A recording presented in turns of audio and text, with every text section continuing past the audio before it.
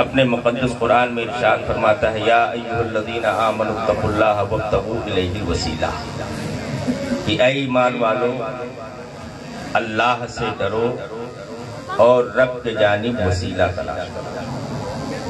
ہم اور آپ ایک اللہ کے مقدس ولی کے عرس کی تقریب میں حاضر ہیں۔ میرے آقا فرماتے ہیں صحابہ کے درمیان کہ میرے صحابہ ایک زمانہ ایسا بھی آئے گا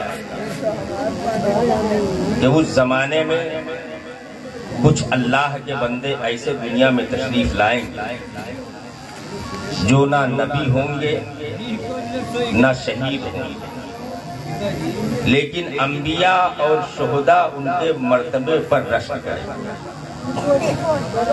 تو صحابہ کرام نے عرض کیا یا رسول اللہ وہ کون سے لوگ ہوں گے جو نہ نبی ہوں گے نہ شہید ہوں گے لیکن انبیاء اور شہداء ان کے مرتبے پر رشک کریں گے؟ تو آقا فرماتے ہیں وہ اللہ کے ولی، وہ ولیوں کی جماعت ہوگی جن کے مراتب پر انبیاء اور شہداء رشک کریں۔ میں نے مولانا صاحب قبلہ اپنے والد مولانا حسیب رضا کی زبانی میں نے سنا ہے، یہ جو آستانہ ہے حضرت منڈا شاہ رحمۃ اللہ تعالی علیہ کا، جب یہ آستانہ بہت بوسیدہ تھا، کچی اینٹیں لگی ہوئی تھی، تو میرے والد صاحب قبلہ کے نوجوانی کا عالم تھا۔ مدرسہ عزیز العلوم میں حضور مفتی اعظم نانپارہ کے مدرسے میں درس و تدریس کا کام انجام دیتے تھے۔ اس وقت بسنت پنچمی جو ہوتا تھا وہ میرے والد کے ماتحت یہاں پہ آستانے پہ ہوتا تھا۔ تو میں نے ایک بار پوچھا کہ ابا یہ بتائیے کہ آخر میں چھوٹا تھا اس وقت میں نے پوچھا تھا کہ یہ بتائیے کہ بابا کو منڈا شاہ بابا کیوں کہتے ہیں؟ میں نے پوچھا تھا کہ منڈا شاہ بابا کیوں کہتے ہیں؟ تو میرے والد نے فرمایا تھا بیٹا آپ کے سر میں بال نہیں۔ تو میں نے پوچھا کہ آپ نے دیکھا ہے؟ تو انہوں نے کہا خدا کی قسم میں نے زیارت کی ہے۔ بے شک بے شک سبحان اللہ سبحان اللہ میں نے زیارت کی ہے۔ تو میں نے کہا کیسے؟ تو بتانے لگے یہ اس وقت کی بات ہے جب میرے ذمے گاؤں سے گاگر اور چادر لوگ لے کے آتے میرے سرپرستی میں آستانے پر، تو رات کے وقت یہاں پہ میلاد شریف کا پروگرام ہوتا تھا۔ ایک بار پروگرام ہوا بسنت پنچمی کے موقع پر، میں تقریر بولنے کے لیے کھڑا ہوا، ابھی بمشکل بہت زیادہ تو آدھا گھنٹہ ہوا ہوگا مجھے بولتے ہوئے کہ میری نظر حضرت کے آستانے کی طرف گئی، تو میں کیا دیکھ رہا ہوں کہ ایک شیر کھڑا ہوا ہے، اس شیر پہ آپ بیٹھے ہوئے ہیں اور میری تقریر کو سن رہے ہیں اور میری طرف ہاتھ اٹھا کے کہہ رہے ہیں اے مولانا حسیب رضا آج نبی کی شان میں ایسی تقریر بولیے کہ پورا علاقہ آپ کو یاد کرے۔ نعرہ تکبیر، نعرہ رسالت، مسلک اعلی حضرت، شان بابا منڈا شاہ، شان حسیب ملت، نعرہ تکبیر، ماشاءاللہ ماشاءاللہ۔ یہ ولیوں کی جماعت اور یہ تو ہندوستان ہے اور یہ ولیوں کا گڑھ ہے۔ ہندوستان میں جتنے ولی آرام فرما ہے کسی ملک میں اتنے ولی نہیں آرام فرما۔ یہ ہندوستان ولیوں کا گڑھ ہے۔ ہم اور آپ رشک کریں اپنی قسمت پر۔ ہمیں اگر ضلع ملا تو اس ضلع کا مالک ایک شہید ہے، ہمیں اگر ملک ملا تو اس ملک کا مالک کوئی دوسرا نہیں ہے بلکہ خواجہ اجمیری ہے۔ یہ غریب نواز کی ذات ہے۔ آج لوگ کرسیوں پہ اتراتے ہیں، کرسیوں پہ گھمنڈ کرتے ہیں، یہ کرسی مجھے مل گئی ہے تو یہ میرے باپ کی جاگیر ہو گئی ہے۔ کرسی کسی کے باپ کی جاگیر نہیں اور ہندوستان میں کسی اور کی حکومت نہیں ہے، غریب نواز کی حکومت ہے۔ کل بھی غریب نواز حاکم تھے اس دیش کے، آج بھی حاکم ہے، صبح قیامت اور یہ حکومت، یہ سلطنت غریب نواز کو ملی کہاں سے؟ ان کے نانا جان محمد رسول اللہ نے عطا کیا۔ سبحان اللہ، سرکار غریب نواز کی ذات ہے۔ آپ فرماتے ہیں کہ جب میری ڈیوٹی ہندوستان میں لگی، آقا کریم صلی اللہ تعالی علیہ وسلم نے جب میری ڈیوٹی لگائی ہندوستان میں، تو میں نے بارگاہ رسالت میں عرض کیا، یا رسول اللہ علیہ الصلوۃ والسلام، میں ملک ایران کا رہنے والا ہوں، میں سنجر کا رہنے والا ہوں، یا رسول اللہ ہندوستان کہاں ہے مجھے معلوم بھی نہیں ہے، کس شہر میں جانا ہے، شہر اجمیر میں جانا ہے، وہ شہر بھی مجھے نہیں معلوم ہے۔ اے میرے آقا، جب ہندوستان کا راستہ مجھے نہیں معلوم ہے تو میں شہر اجمیر تک کیسے پہنچوں گا؟ تاریخ شاہد ہے، غریب نواز کی آنکھ لگ جاتی ہے، خواب میں آقا کریم کی زیارت ہو جاتی ہے۔ میرے آقا اپنی انگشت شہادت کو پکڑاتے ہیں، فرماتے ہیں بیٹا معین الدین حسن چلو میرے ساتھ، میں تمہیں پورے ہندوستان کی سیر کرائے دوں۔ ماشاء اللہ، سبحان اللہ، سبحان اللہ۔ سیر کر لیا غریب نواز نے، آنکھ کھلی، سلام عرض کیا بارگاہ رسالت میں، اور ہندوستان کے لیے رخت سفر باندھتے ہیں۔ جب آپ مدینہ منورہ سے نکلے تو سب سے پہلے سرکار غوث اعظم بڑے پیر دستگیر رضی اللہ تعالیٰ عنہ کی دیار محبت میں حاضر ہوئے۔ غریب نواز کا خود بیان ہے کہ میں ایک دن بغداد کی جامع مسجد ابو اللیث سمرقندی میں بیٹھا ہوا تھا، دوپہر کا وقت، سرکار غریب نواز بیٹھے ہوئے ہیں، ایک بچہ آیا 7 سال کی عمر، اس نے غریب نواز کی بارگاہ میں سلام کیا، آپ نے جواب دیا، فرماتے ہیں بیٹا تمہارا نام کیا؟ تو اس 7 سالہ بچے نے کہا حضرت میری ماں نے میرا نام قطب الدین رکھا۔ دیکھو غریب نواز کی کرامت۔ ایک بات بتاؤ، میں ایک چھوٹا سا مدرسہ چلا رہا ہوں، میں اس مدرسے کا خادم ہوں، اس وقت میرے مدرسے میں داخلہ بند ہے۔ اگر کوئی آدمی کسی بچے کو بھیجے اور میں اسے کہہ دوں داخلہ نہیں ہو پائے گا، تو اب وہ اس چکر میں ہوگا کہ ضیاء المصطفیٰ کے سب سے قریبی کون سے عالم ہیں۔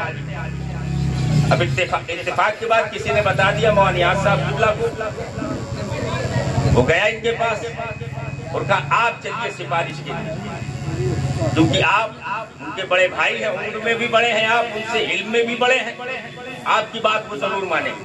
اب یہ گئے، مجھے مجبوراً داخلہ لینا پڑا۔ اب میں یہ سوچتا ہوں شاید وہ آدمی مجھ سے زیادہ پاورفل ہے، کیونکہ مولانا نیاز صاحب قبلہ کو سفارش میں لے کر کے آیا۔ اب غریب نواز پوچھتے ہیں تمہارا نام کیا؟ انہوں نے کہا حضرت میرا نام قطب الدین۔ فرماتے ہیں کیوں آئے ہو؟ عرض کرتے ہیں حضور میں آپ سے مرید ہونے کے لیے آیا ہوں۔ بولو محبت سے بولو نا سبحان اللہ، حضور میں مرید ہونے کے لیے آیا۔ غریب نواز شش و پنج میں پڑ جاتے ہیں، فرماتے ہیں مرید ہونے آئے ہو؟ میں نے کسی کو مرید بھی نہیں کیا ہے، تم پہلے آدمی ہو جو مجھ سے مرید ہونے آئے ہو۔ غریب نواز نے فرمایا جاؤ کل آنا، میں سوچ کر کے تمہیں بتاؤں گا۔ خواجہ قطب الدین چلے، 7 سال کی عمر، ابھی قطب الدین بختیار کاکی مسجد کے باہر نکلے ہی تھے کہ غریب نواز کیا دیکھتے ہیں کہ اسی مسجد میں میرے آقا تشریف لے آئے ہیں۔ بولو سبحان اللہ، سبحان اللہ، ماشاءاللہ۔ جیسے غریب نواز نے دیکھا قدم بوسی کیا، عرض کرتے ہیں حضور کیسے تشریف لانا؟ میرے آقا فرماتے ہیں بیٹا حسن ابھی تھوڑی دیر پہلے کوئی بچہ آیا تھا، بول دو سبحان اللہ، سبحان اللہ۔ نبی کا علم غیب دیکھو، اسی کو تو غیب کہتے ہیں۔ اعلیٰ حضرت سرکار فرماتے ہیں اور کوئی غیب کیا، تم سے نیہا ہو بھلا جب نہ خدا ہی چھپا تم پہ کروڑوں درود۔ میرے آقا فرماتے ہیں کوئی بچہ آیا تھا، عرض کرتے ہیں یا رسول اللہ آیا، وہ اپنا نام کیا بتا رہا تھا؟ غریب نواز عرض کرتے ہیں سرکار اس نے اپنا نام قطب الدین بتایا۔ آقا فرماتے ہیں کیوں آیا تھا وہ تمہارے پاس؟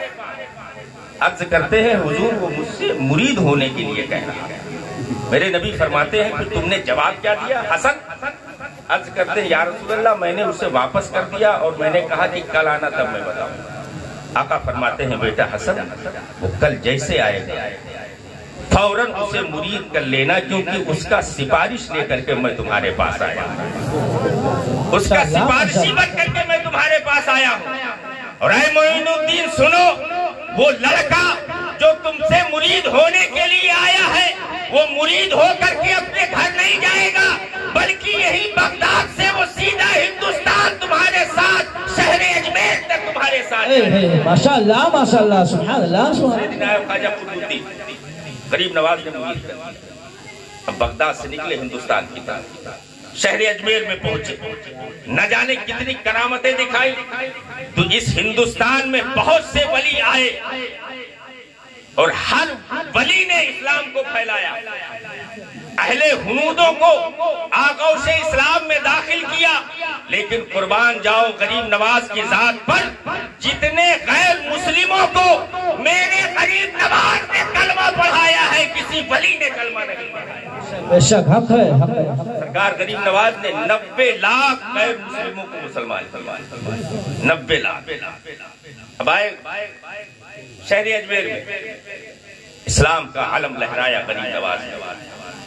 خواجہ قطب الدین فرماتے ہیں غریب نواز، قطب الدین اب تم جاؤ دلی سنبھالو، میں اجمیر سنبھال رہا ہوں، اب تم جاؤ دلی سنبھالو۔ سرکار خواجہ قطب الدین دلی آئے۔ آپ جب دلی پہنچے تو وہاں کا جو بادشاہ تھا وہ خواجہ قطب الدین سے مرید ہو گیا، اتنا ماننے لگا اپنے پیر کو کہ جب کچہری میں وہ بیٹھتا تھا تو اپنی کرسی کے بغل میں خواجہ قطب الدین کی کرسی ڈلواتا تھا۔ اب دلی کے لوگ جب لوگوں نے دیکھا تو جلنے لگے، یہ کل کا بابا ہے، ابھی جمعہ 8 دن ہوئے ہیں اسے آئے ہوئے، اور یہاں کا قاضی، یہاں کا حاکم وہ اس کے دامن سے وابستہ ہو گیا، چلو کسی نہ کسی طریقے سے یہاں سے ان کو نکلواتے۔ ایک فاحشہ عورت کو بلایا ان لوگوں نے، انعام و اکرام دیا، کہا جاؤ حرام کاری کرواؤ، زنا کرواؤ کسی کے ساتھ، اور یہ تہمت قطب الدین کے اوپر لگا۔ معاذ اللہ، اس نے روپے کی لالچ میں زنا کروایا، اس کے پیٹ میں حمل اٹھا۔ ایک دن خواجہ قطب الدین بختیار کاکی بادشاہ کے ساتھ کچہری میں بیٹھے ہوئے تھے، ہزاروں لوگوں کی بھیڑ لگی ہوئی تھی، وہ فاحشہ عورت روتی ہوئی آئی، گئے بادشاہ آپ روزانہ سینکڑوں لوگوں کا انصاف کرتے ہیں، آج میرا بھی انصاف کیجیے۔ بادشاہ نے کہا کیا فریاد لے کر کے آئی ہے؟ اس نے کہا میری پیٹ میں جو حمل ہے، بچہ پل رہا ہے، یہ قطب الدین کا بچہ ہے، مجھے انصاف دلا، یہ ناجائز بچہ ہے۔ اب بادشاہ نے اپنے پیر خواجہ قطب الدین کی طرف دیکھا، سرکار خواجہ قطب الدین کی نگاہیں شرم سے چھپ گئی۔ اس نے عرض کیا حضور یہ معاملہ کیا ہے؟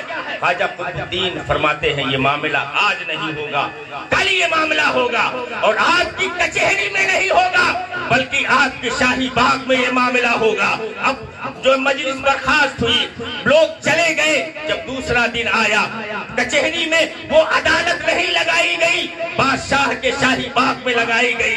حضرت خواجہ قطب الدین ہے، وہ بادشاہ ہے، پورے شہر دلی کے لوگ وہاں پہ موجود ہیں، وہ فاحشہ عورت کی آتی ہے اور تمام لوگ اکٹھا ہوتے ہیں، وہ لوگ جنہوں نے پیسہ دے کر کے اس سے زنا کروایا تھا وہ مخالفین بھی وہاں حاضر ہیں۔ خواجہ قطب الدین بختیار کاکی ہیں، اپنے چہرے کو اجمیر کی طرف کرتے ہیں، اپنے رخ کو اجمیر کی طرف کرتے ہیں، اپنے ہاتھوں کو اٹھاتے ہیں، آنکھ میں آنسو ہیں، زاروں قطار رو رہے ہیں، اپنے مرشد غریب نواز کی بارگاہ میں عرض کرتے ہیں اے میرے پیر غریب نواز، آپ نے اسی دن کے لیے مجھے دلی بھیجا تھا، آپ نے جب شہر اجمیر سے مجھے رخصت کیا تھا دلی کی طرف تو فرمایا تھا اے بیٹا قطب الدین سنو، میں تمہیں دہلی تو ضرور بھیج رہا ہوں، لیکن اگر کوئی مشکل مقام پڑے گا تم مجھے یاد کر لینا، میں فوراً تمہاری مدد کے لیے آ جایا کروں۔ ماشاءاللہ ماشاءاللہ۔ سرکار خواجہ قطب الدین ہیں،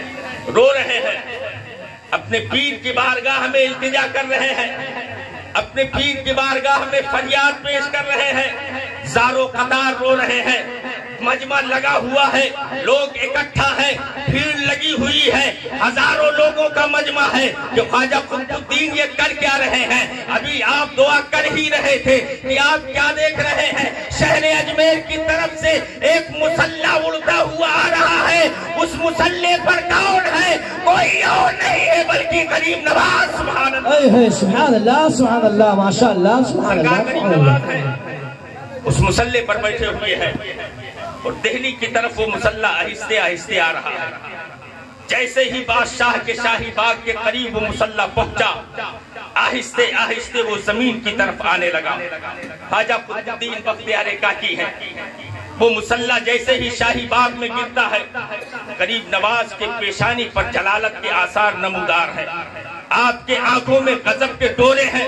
سرکار غریب نواز جیسے ہی مسلح سے نیچے اترتے ہیں، فوراً خواجہ قطب الدین بختیار کاکی دوڑ کر کے جاتے ہیں، غریب نواز کے قدموں سے لپٹ جاتے ہیں، عرض کرتے ہیں سرکار یہ مصیبت مجھ پہ پڑی ہوئی ہے، سرکار اس کا فیصلہ کیجئے۔ غریب نواز اٹھاتے ہیں، اپنے سینے سے لگاتے ہیں، ارشاد فرماتے ہیں بیٹا قطب الدین اب گھبرانے کی ضرورت نہیں ہے، تمہارا پیر معین الدین تمہاری حمایت کے لیے آ گیا ہے۔ اللہ اکبر، سرکار غریب نواز ہیں، آپ فرماتے ہیں اس فاحشہ عورت کے قریب جاتے ہیں، ارشاد فرماتے ہیں اے فاحشہ عورت یہ بتا کہ آخر تیرے پیٹ میں جو حمل ہے یہ کس کا ہے؟ اس نے کہا قطب الدین کا ہے۔ غریب نواز فرماتے ہیں سنا آپ لوگوں نے یہ کیا کہہ رہی ہے؟ میرے مرید قطب الدین کا یہ حمل ہے۔ اب غریب نواز فرماتے ہیں ایک بات بتاؤ، اگر قطب الدین کا حمل ہے تو بھی ابھی فیصلہ ہو جائے گا، اگر کسی دوسرے کا حمل ہے تب بھی ابھی فیصلہ ہو جائے گا۔ اب ہندوستان کا شہنشاہ حاضر ہو گیا ہے، اب فیصلہ ترنت کیا جائے گا۔ سرکار غریب نواز فرماتے ہیں اے فاحشہ عورت تو سچ بولے گی کہ یہ کس کا حمل ہے یا تیرے پیٹ میں جو بچہ پل رہا ہے وہ بچہ بول ہے؟ سبحان اللہ، کس کا حمل ہو؟ اب وہ فاحشہ عورت ہے، وہ یہ سوچ رہی تھی کہ یہ اتنے بڑے پاورفل کہا ہے کہ پیٹ کے اندر بچہ ہے، وہ بچہ بول دے تو اس نے کہا ٹھیک ہے آپ جو ہے آپ اشارہ کیجئے، یہ میرے پیٹ میں جو بچہ ہے یہی بول دے۔ تاریخ شاہد ہے، ہندوستان کے تاریخ اٹھا کر کے دیکھو، غریب نواز نے اپنی انگشت شہادت کا اشارہ کیا اس کے پیٹ کی طرف اور ارشاد فرماتے ہیں اے فاحشہ عورت کے پیٹ میں پلنے والے بچے تو بتا دے تو کس کا حمل ہے، تو صحیح بولنا کہ تو کس کا حمل ہے۔ جیسے غریب نواز نے اتنا فرمایا فوراً اس کے پیٹ سے آواز آئی اے غریب نواز میری ماں جھوٹی ہے، یہ فاحشہ ہے، لوگوں نے اس کو پیسے کا لالچ دیا اور یہ کسی چرواہے سے اس نے زنا کروایا، میں اس کی ناجائز اولاد اس کے پیٹ میں پل رہی ہوں اور یہ قطب الدین کے اوپر غلط تہمت لگا رہی ہے۔ اے غریب نواز قطب الدین بری الذمہ ہے، ان میں ان کا کوئی دخول نہیں ہے، میری ماں جھوٹی ہے، فاحشہ ہے، اس نے جھوٹا الزام قطب الدین پہ رکھا ہے۔ اللہ اکبر، جیسے ہی اتنا سنا خواجہ قطب الدین مچل جاتے ہیں، غریب نواز کے قدموں میں گر جاتے ہیں۔ اللہ اکبر، یہ سرکار غریب نواز کی شان ہے۔ ہمیں جب غریب نواز کا یہ عالم ہے تو جس نبی کے صدقے میں اللہ نے غریب نواز کو یہ مقام عطا فرمایا ہے اس نبی کا کیا عالم ہوگا جب ان کے گدا بھر دیتے ہیں شاہان زمانہ کی جھولی، ہمیں محتاج کا جب یہ عالم ہے مختار۔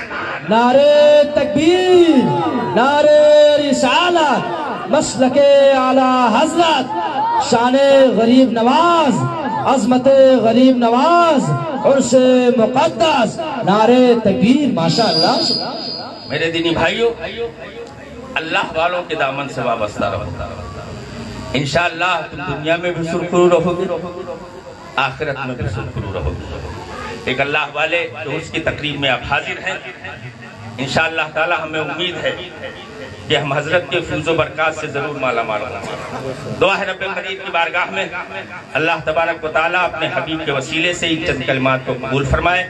مجھ سے بولنے میں یا آپ سے سننے میں اگر کسی قسم کی غلطی ہوئی ہو تو رب قدیر معاف فرمائے۔ استغفر اللہ ربی من کل ذنب واتوب الیہ، لا الہ الا اللہ محمد رسول اللہ صلی اللہ علیہ وسلم، وما علینا الا البلاغ۔ السلام علیکم۔